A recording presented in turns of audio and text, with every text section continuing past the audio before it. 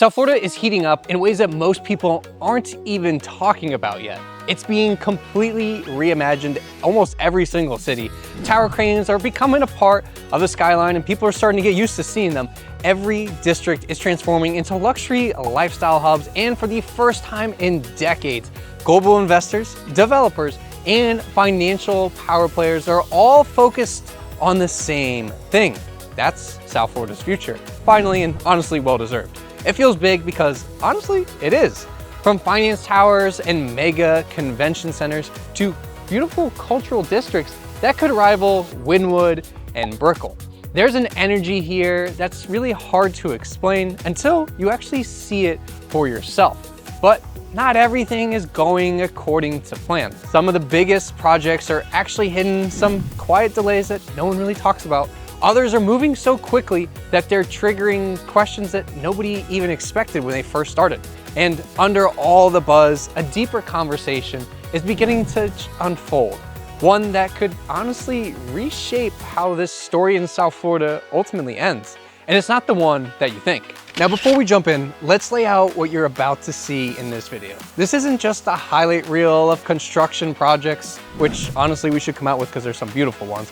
We're going behind the scenes of what's actually happening right now in all of South Florida. I'm talking Miami all the way to West Palm. What's already under construction, where the timelines are actually standing, and which neighborhoods these projects could completely transform. We're gonna start down south in Miami, where billion-dollar mega developments are reshaping the core.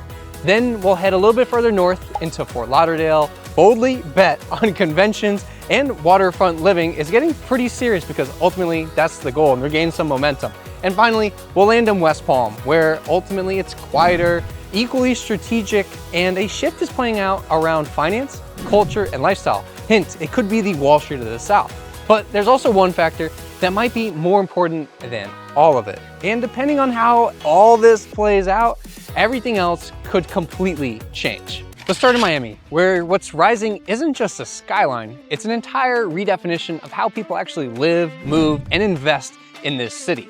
At the heart of it all here in Miami is Miami World Center, absolutely magnificent. One of the largest private urban developments in the entire country, spanning 27 acres in the core of downtown. I know you didn't think we had 27 acres here. This project is completely reshaping the blocks around the Brightline station, Miami Central Station, and pretty much the entire area into a dense walkable district packed with apartments, hotels, retail, dining, entertainment, even nightlife. More than 50 new stores and restaurants are expected to be open by the end of 2025, including flagship brands and chef-driven concepts. Already the ones open, people absolutely love. Think of this as a kind of mix that turns a neighborhood into a destination. And because it's already anchored by a regional rail, it's really pulling attention to what many see as an underbuilt part of the urban core, because most people think of Brickell, they don't really think of downtown. For locals, this means better access to restaurants, jobs, and events without really needing a car. It's extremely walkable. But it also means increased competitions for small businesses and some rising rents in adjacent blocks right near it. Then there's the Grand Hyatt Miami Beach Convention Center Hotel. Right there on Miami Beach, an 800-room headquarter hotel tied directly into the convention center. Now, construction is active. However, the delivery dates vary across different people that you hear from. Some say 2026, others say 2027, but I'd say between that range. These big headquarter hotels aren't just about beds. They're actually about transforming the city's ability to attract major conferences and events. I mean, we already have a ton at the Miami Beach Convention Center, but this is gonna take us to another level. If it delivers as expected, we can have a huge effect on what's going on here, with more high-spend visitors, more energy on nearby Lincoln Road and Collins Avenue, not to mention everything that's going on Lincoln Road. But with that also comes some challenges. Think about it, traffic, strain on the city services, and the need for the surrounding area to really keep up with the demand surge. Meanwhile though, in Brickell, Miami's favorite city it seems like, Citadel is planning a 2 million square foot Class A office tower to anchor its new headquarters and really bring all the jobs down to Brickell. FAA crane approvals have already been granted, which signals that the site prep is advancing even if the construction has to take some time and hasn't really started yet. This isn't just another corporate tower, it really represents a high-stakes commitment to repositioning Miami as a true financial capital, because we do have another competitor here in South Florida. If Citadel pulls this off, expect a new wave of finance firms, service providers, and luxury housing demand to cluster nearby. There's already a ton of buildings coming to Brickell. Now, for the community, this means new career paths and global attention, along with some pressure on affordability, infrastructure, and neighborhood character. Now, beyond the headline projects, you've got others quietly shifting the feel of entire districts. Think about it. Paragon Miami Beach designed a high-end oceanfront condo that is moving forward with varying delivering timelines. However, over in Wynwood and Edgewater, older warehouses are really starting to give way to some mid-rise and high-rise luxury apartments, boutique hotels, and experiential retail. These aren't just isolated buildings. They're part of a trend. Formerly industrial or overlooked zones are becoming some of the city's most in-demand addresses. Honestly, I think Edgewater is the most underrated, probably the best views in all of Miami. So what does this mean for the people who already live here? Think about it. It means new jobs, more options for entertainment, and stronger public spaces, and ultimately things to do. It also means some rising costs, heavier traffic, yeah, worse than we already have, and big questions about how long-term residents really fit into the city that's changing kind of fast. And hey, if you're watching this and thinking, dang, Miami sounds like it's changing fast, I also don't want to guess my way through it. I kind of want to be a part of it and really take advantage. That's exactly what my team and I do every single day. I'm Joe Vero, and we help people relocate, invest, and buy with confidence across all of South Florida, especially in some of these fast-moving neighborhoods like that of downtown, Brickell, Edgewater, and even the beach. So whether you're moving across the country, you already live nearby here in South Florida, and you want some boots on the ground guidance, we're actually here to help you and your family make the smart decisions without all the overwhelm and trying to figure it out on your own. You can find all of our contact information on the screen and pinned down in the description and comments below. You can call, text, or email us anytime, and we'd love to be your real estate team of choice here in South Florida. While Miami is scaling up with vertical towers and pretty much becoming a financial capital, Fort Lauderdale is playing a little bit of a slower but more strategic game. We're built around events, waterfront living, and long-term visitor infrastructure. The cornerstone of the strategy here in the Broward County area is the Broward County Convention Center expansion and the addition of the absolutely massive Omni headquarters hotel at the convention center right there on the water. The convention center is being expanded in phases, adding flexible meeting and exhibit space to compete with the larger markets like that of Orlando, where they constantly have volleyball tournaments. Right next door, the new Omni Hotel is expected to bring around 800 new hotel rooms to the area, serving as the official lodging anchor for both conventions, trade shows, and even business events. Honestly, even people going on cruises. Together, these projects are designed to do one thing: elevate Fort Lauderdale as a serious contender for national and international events. The plan is that more rooms and more meeting space will attract much larger groups, pretty much thinking of that Orlando blueprint, which in turn then fuels spending across nearby restaurants, shops, and nightlife, pretty much everything downtown in Las Olas. It also gives a major boost to this Las Olas corridor and the surrounding riverfront district. But this kind of transformation cuts both ways. Think about it. Local residents could see new job opportunities in hospitality, catering, and even event services. At the same time though, a spike in visitor volume could bring a lot more traffic, we're already starting to see it, parking demand, and pressure on the local infrastructure.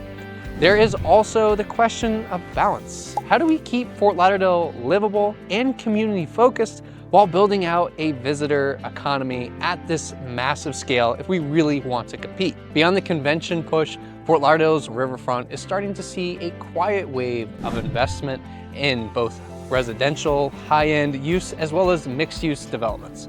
As interest in Brickell and downtown Miami start pushing prices even higher, developers and buyers alike are really looking at Fort Lauderdale as pretty much a more relaxed but lifestyle-driven alternative with the same weather, the same bells and whistles, and waterfront access, but a slightly more manageable pace and not as much, hustle and bustle. That has implications for the local community too. It could bring new housing, upgraded public spaces, and more business activity to underused parcels, especially those near the water.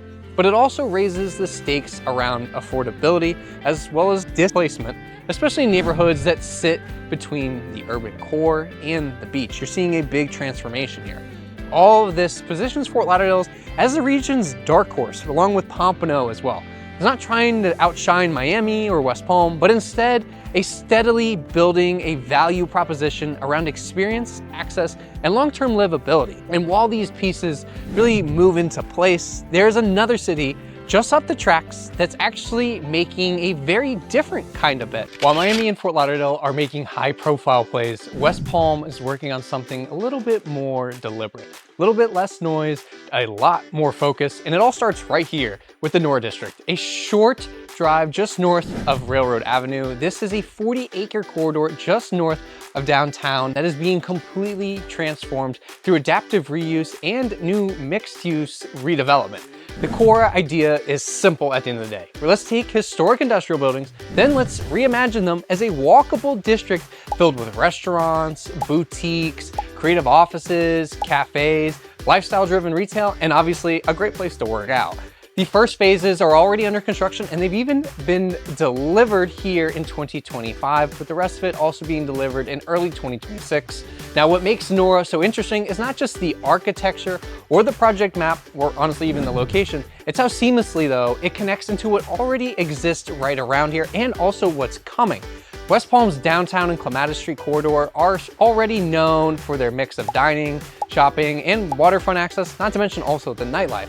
Now, Nora adds to that energy and expands the downtown footprint just a few blocks away, while also avoiding all the congestion of the urban core in the downtown West Palm area. It becomes a more natural extension of the lifestyle West Palm is building, pushing a little bit further west, staying stylish, accessible, and ultimately walkable. Now, this district is designed to feel local. There's a retail mix that favors independent brands, chef-owned restaurants, as well as a wellness-focused concept, meaning there's a Sweat 440 and a Solid Core. It's not trying to be a mall or even compete with some of these massive urban developments or even the outlet malls.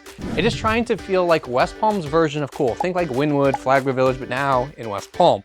And that makes it very attractive for people looking for a neighborhood vibe without also having to give up amenities.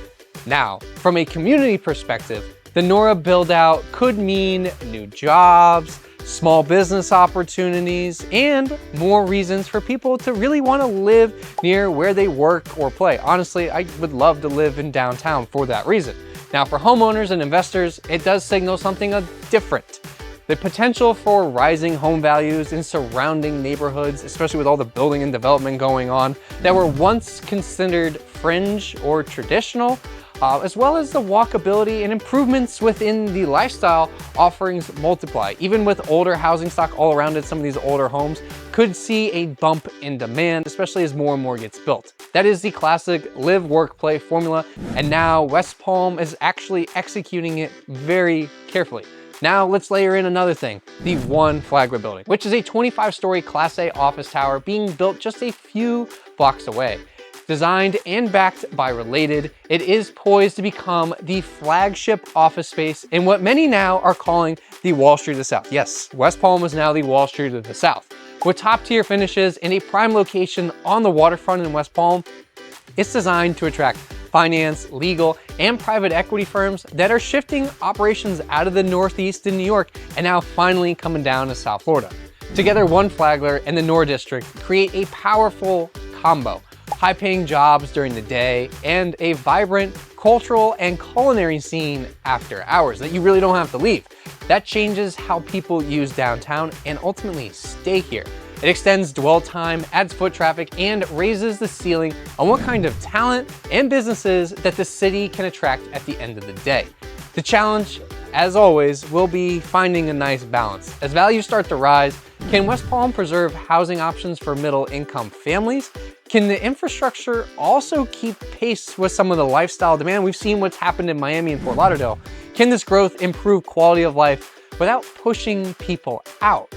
West Palm is treading a fine line. It's building both cultural and capital, style and substance. The question now is how far that transformation will go and who will still be able to call it home once it does actually get there. So at the end of the day, what does all of this tell us? Miami's definitely going vertical and betting big on financial power, hospitality, and the global attention that it's really been known for. Fort Lauderdale is crafting a strategy built around events, lifestyle, and measured sustainable growth. And then West Palm is threading culture and capital into a tight, walkable downtown that's growing fast, but also staying intentional. Now, each city is playing a completely different game, but they're all raising the stakes at pretty much the same time. For home buyers, investors, or even longtime locals, this next chapter in South Florida is not just about what is being built, it's also about where those projects are going to land, who they serve, and how they shape the future of each community. And while the headlines kind of focus on cranes and the development and construction, the real story is unfolding street by street in who moves in, what opens up next, and ultimately how the neighbors are evolving block by block. And you're starting to see this every single day. Because the real boom here in South Florida might not be in square footage, office space, or condos. It might be in how we actually choose to live our day-to-day life. If you're feeling the pull to be a part of that story, whether it's in Miami, Fort Lauderdale, Pompano, or West Palm, my team and I are here to help. I'm Joe Vero, and we work with people just like you who are relocating, investing, or just looking for a fresh start here in South Florida pretty much every single day. We bring hyper-local insight, honest advice, and real-time updates on what's actually happening on the ground, not just the headlines you see on the internet. All of our contact information is on the screen and down in the description. You can call, text, email us anytime. Even if you are just early in the process and not really ready to make that move yet, go ahead and save my name and number in your phone right now. We'll help with any questions that you have. Trust me, you'll thank yourself later when the right moment shows up.